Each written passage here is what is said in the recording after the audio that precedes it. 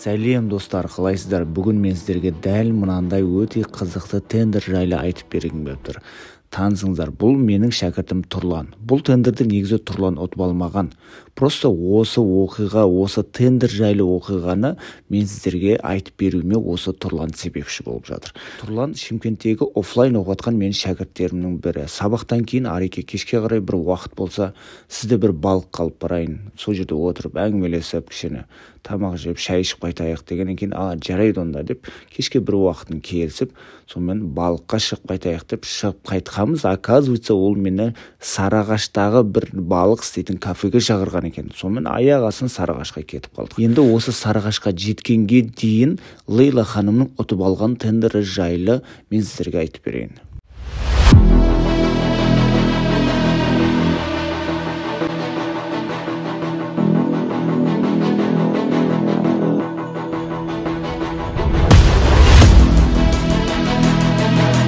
Бұл тендер Қазақстан Ресей бизнес форумын ұйымдастыру деген тендер болатын. Негізі Лейла ханым жаздың күні менде офлайн сабақ оқып жүргенде-ақ сабақтың үстіне 4 миллион 5 миллиондық тендерлер ұтып алып, содан 1-2 миллион теңге пайда тауып жүрген. Сосын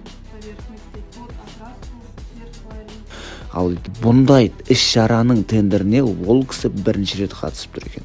7 миллион 200 мың теңгелік тендерді, осындай іс-шара ұйымдастыру деген тендерді бұл кісі 4,5 миллион теңгеге қатысып ұтып алған.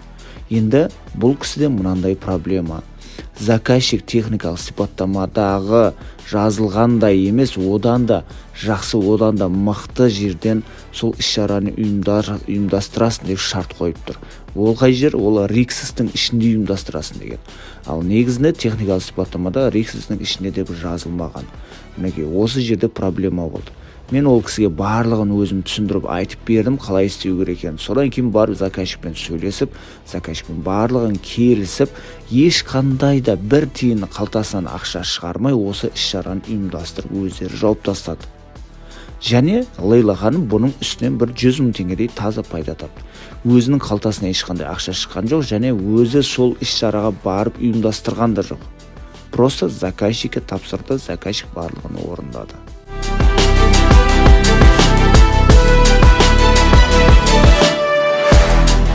Дәл осы оқиғадан кейін Лейла ханым менің сабақ алғаны, білім алғаны еш өкінбейтіндігін айтып, ризашылығын білдіріп жатыр. Және осыдан кейін тағы да бір тендер ұтып алды, еще пайдасымен. Мінекей менің фишкаларымды, осы тендердегі менің фишкаларын үйренген адамдар дәл осылай табыс табылады. Айтпақшы, біз уже Сарыағаш қаласына жеттік. Жетсек бізге уже тапшан дайындап қойыпты, қазанда уже балық қайнап жатыр. Тұрлан, рахмет саған, көп балық өте дәмді болды.